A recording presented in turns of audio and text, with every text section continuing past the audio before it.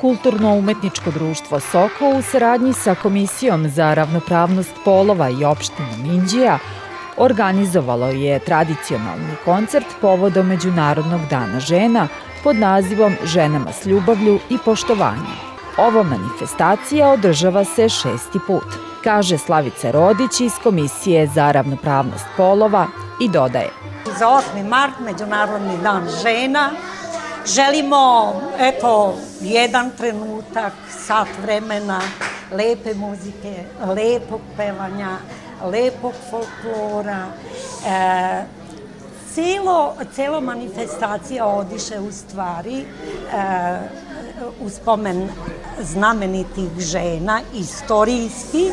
Opština Inđija jedan je od suorganizatora koncerta, a godinama unazad trudi se da poboljša položaj žena u našoj opštini, ističe predsjednik opštine Inđija Petar Filipović. Mi iz godine u godine pričamo o problemima žena. Ono što smo konkretno uradili ove godine jeste to da od 17. februara u našoj opštini imamo osobu koja se profesionalno bavi pitanjima rodne ravnopravnosti.